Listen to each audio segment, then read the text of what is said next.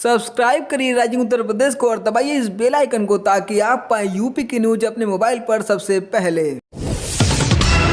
मशहूर शायर मुनव्वर राना ने एक बार फिर विवादित बयान दिया है। अफगानिस्तान पर तालिबानियों के कब्जे को लेकर उनकी राय ने एक नए विवाद को जन्म दे दिया है। मुनव्वर राना ने तालिबानी लड़ाकों की तुलना महर्षि वाल्मीकि से कर दी है। उन्होंने कहा कि अगर वाल्मीकि रामायण लिख देते हैं तो देवता हो जाते हैं, उससे पहले वह डाकू होते हैं। कहा कि इंसान का किरदार और इंसान का कैरेक्टर बदलता रहता है। हमें आज अफगानी अच्छे लगते हैं, 10 साल बाद वह वाल्मीकि होंगे।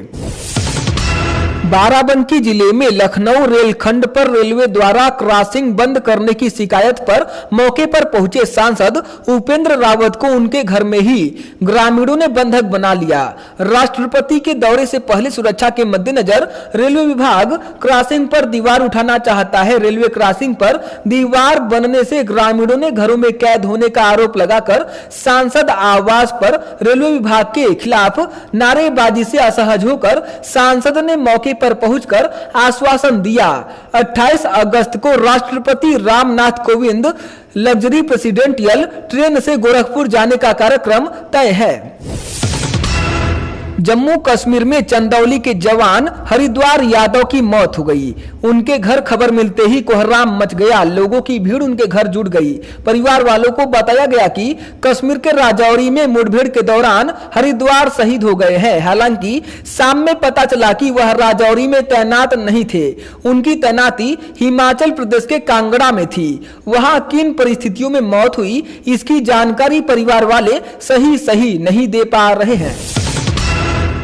मुख्यमंत्री योगी आदित्यनाथ ने विधानसभा में 1 करोड़ युवाओं को टैबलेट देने, राज्य कर्मचारियों को 28% डीए और आंगनबाड़ी कार्यकर्तियों आदि के लिए मानदेय बढ़ाने की घोषणा की। उन्होंने कहा कि प्रदेश में 1 करोड़ युवाओं को सरकार टैबलेट और स्मार्टफोन देगी। साथ में ऐसे युवा जो प्रतियोगी परीक्षाओं में बैठेंगे उन्हें 3 बार परीक्षाएं देने जाने का यात्रा भत्ता भी दिया जाएगा। टैबलेट और स्मार्टफोन देने के लिए 3000 करोड़ रुपए का एक कोष बनाया गया है। टैबलेट ऐसे छात्रों को दिया जाएगा जो तकनीकी डिप्लोमा, स्नातक अथवा परास्नातक की पढ़ाई कर रहे हैं। मुख्यमंत्री ने सदन में ऐलान करते हुए कहा कि अब संस्कृत पढ़ने वाले छात्रों को भी छात्रवृत्ति दी जाएगी। उन्होंने सपा को आड़े हाथों लेते हुए कहा कि आप लोगों ने संस्कृत स्कूलों को जानबूझकर बंद कर दिया था। सरकार ने जिलों में कमेटी गठित कर दी है और जल्द से जल्द संस्कृत शिक्षकों की भर्ती के लिए निर्देश दिए गए हैं। प्रदेश के 30 पीसीएस अधिकारी जल्द आईएएस बनेंगे। इसके लिए संघ लोक सेवा आयोग में 16 सितंबर को डीपीसी होगी। डीपीसी में वर्ष 1998 बैच, 1999 बैच व 2000 बैच के पीसीएस अफसरों को पदोन्नति देने के लिए प्रस्ताव रखा जाएगा। जांच या फिर विभागीय कार्रवाई वाले अफसरों को पदोन्नति मिलेगी। यूपी कैबिनेट सहमति के बाद नए नगरीय क्षेत्रों में हाउस टैक्स वसूली पर रोक लगाने के साथ नोटिस को वापस लिया जाएगा। अपर मुख्य सचिव नगर विकास डॉक्टर रजनीश दुबे ने इस बारे में शासनादेश जारी कर दिया है। प्रदेश सरकार ने 9 नगर निगमों और 9 पालिका परिषद का सीमा विस्तार किया था। साथ में 56 नई नगर पंचायतें बनाई गई थी। शासनादेश में कहा गया है कि शहरीकरण की बढ़ती प्रवृत्ति को ध्यान में रखते हुए नगर निगम व पालिका परिषद का सीमा विस्तार करते हुए नई नगर पंचायतें बनाई गई हैं। नगर निगम और पालिका परिषद अधिनियम में दी गई व्यवस्था के अनुसार 5 साल या फिर निकाय सीमा में शामिल क्षेत्रों में सड़क, पेयजल और मार्ग प्रकाश की सुविधा के लिए दिए जाने तक टैक्स हाउस की वसूली नहीं की जाएगी। मुरादाबाद में मार्कशीट न मिलने से आक्रोशित छात्राओं ने कॉलेज में तोड़फोड़ कर दी। गुस्साई छात्राओं ने प्रिंसिपल रूम को भी अपना निशाना बनाया। यहां रखी कुर्सी और मेज को भी तोड़ डाला।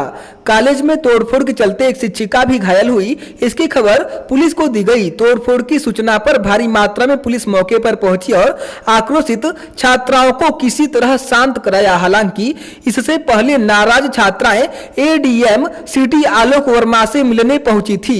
छात्राओं को जब यहां बातचीत बेनतीजा रही तो उनका गुस्सा 7वें आसमान पर चढ़ गया। राम जन्मभूमि तीर्थ क्षेत्र ट्रस्ट ने राम मंदिर निर्माण की प्रगति में संत समाज को अवगत कराने और इन धर्म धुरंधरों के माध्यम से श्रद्धालुओं तक संदेश पहुंचाने का अभियान शुरू किया है। इसी श्रृंखला में राम जन्मभूमि ट्रस्ट महासचिव चंपत राय ने हर संप्रदाय से जुड़े देश भर के 200 संप्रदायाचार्यों को पत्र भेजा है। इस पत्र में आग्रह किया गया है कि वह अयोध्या आकर रामलला का दर्शन करे और राम मंदिर निर्माण की प्रगति का भी अवलोकन करे। इसके साथ अपने बहुमूल्य सुझाव से ट्रस्ट को अवगत कराएं। शैक्षिक सत्र 2016-17 में 1 करोड़ 80 लाख विद्यार्थियों में से 1 करोड़ 15 लाख विद्यार्थियों को स्कूल बैग नहीं मिला। 6,55,000 स्कूल बैग विभाग ने 3 साल तक बिना बांटे खराब कर दिए। इससे 5 करोड़ 33 लाख रुपए का नुकसान विभाग को हुआ। विधानसभा में रखी गई भारत के नियंत्रक महालेखाकार परीक्षक की रिपोर्ट में यह खुलासा हुआ है। पूर्ववर्ती सपा सरकार ने 2016 में सरकारी व सहायता प्राप्त प्राइमरी व जूनियर स्कूलों के विद्यार्थियों के लिए निःशुल्क स्कूल बैग देने की शुरुआत की थी। बलरामपुर में राप्ती नदी का रौद्र रूप दिखाई पड़ रहा है। महरी गांव को कट्टान से रोकने के लिए बनाए गए तटबंध को राप्ती नदी ने अपने आगोश में ले लिया है। वर्षा ऋतु के पूर्व 3 करोड़ 18 लाख रुपए की लागत से महरी गांव को कट्टान से बचाने के लिए यह प्रोजेक्ट तैयार किया गया था। राप्ती नदी में आई पहली बाढ़ ने ही सिंचाई विभाग में व्याप्त भ्रष्टाचार की पोल खोल दी है। जेवर में प्रस्तावित नोएडा अंतर्राष्ट्रीय हवाई अड्डे के निर्माण की सारी औपचारिकताएं अब पूरी हो गई है। नोएडा अंतर्राष्ट्रीय हवाई अड्डे लिमिटेड के बाद यमुना विकास प्राधिकरण ने भी मास्टर प्लान की तैयारी कर ली है और मंजूरी दे दी है। प्राधिकरण के एक अधिकारी ने यह जानकारी दी। विकासकर्ता company Yamuna international airport private limited अब एयरपोर्ट का निर्माण कार्य 1 हफ्ते में शुरू करने की तैयारी में है। काबुल पर तालिबान के कब्जे के बाद यूपी के संभल में विवादित बयान देने वाले सपा सांसद शफीकुर रहमान बर्क की मुश्किलें बढ़ गई हैं। शफीकुर रहमान बर्क के खिलाफ संभल पुलिस ने एफआईआर दर्ज की है। संभल पुलिस के एसपी ने बताया कि शफीकुर रहमान द्वारा तालिबान और भारत के स्वतंत्रता सेनानियों की तुलना को लेकर शिकायत की गई थी। ऐसे बयान देशद्रोह की श्रेणी में आते हैं, इसलिए उनके खिलाफ धारा 124A, 153A, 295 आईपीसी के तहत प्राथमिकी दर्ज की गई है। 2 अन्य लोगों ने एफबी वीडियो में कही ऐसी बातें कही थी, उन पर भी केस दर्ज किया गया है।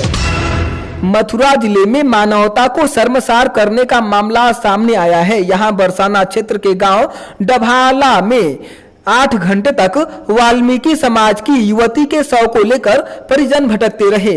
गांव के दबंगों ने शव का अंतिम संस्कार करने नहीं दिया। बाद में पुलिस की मौजूदगी में परिजनों ने उसका अंतिम संस्कार किया। जम्मू कश्मीर के उपराज्यपाल मनोज सिन्हा सोनभद्र आएंगे। वह देर शाम कोतवाली क्षेत्र के आमडीह गांव स्थित अपनी बहन के घर जाएंगे। यहां रात्रि विश्राम करेंगे। राखी बंधवाने के बाद वाराणसी रवाना हो जाएंगे। देर रात प्रोटोकॉल आते ही जिला प्रशासन हरकत में आ गया है। आनंद फानन आमडीह गांव को जाने वाली मुख्य मार्ग को दुरुस्त करने के साथ अन्य जरूरी प्रबंध जुट गए हैं। देवरिया में रामपुर कारखाना कस्बे के मस्जिद वार्ड में देर रात जुलूस निकालने से मना करने पर थानेदार से कहा सुनी के बाद धक्का मुक्की हो गई। पुलिस वार्ड के सभासद को हिरासत में लेकर थाने ले जाने लगी तो लोग आक्रोशित हो गए। वहीं मौजूद महिलाओं ने उन्हें जबरन छुड़ा लिया। भीड़ अधिक होने के कारण पुलिस को बैक फुट पर आना पड़ा। मौके पर कई थानों की पुलिस पहुंच गई। टोक्यो ओलंपिक में शानदार प्रदर्शन करने वाली भारतीय महिला हॉकी टीम की सदस्य गुरजीत कौर और निशा वारसी को रेलवे अफसर बनाने जा रहा है। यह दोनों ही खिलाड़ी डीआरएम ऑफिस में सीनियर क्लर्क के पद पर तैनात हैं। ओलंपिक में बेहतर प्रदर्शन के लिए उत्तर मध्य रेलवे यानी एनसीआर द्वारा दोनों ही खिलाड़ियों को अफसर बनाया जा रहा है। इसका ऐलान एनसीआर मुख्यालय में की जा सकती है। अंतर्राष्ट्रीय मैचों में 70 से ज्यादा गोल कर चुके चुकी गुरजीत वैसे तो पंजाब के अमृतसर जिले की रहने वाली हैं, लेकिन बीते कई वर्षों से वह DRM ऑफिस प्रयागराज के पर्सनल विभाग में सीनियर क्लर्क के पद पर तैनात हैं।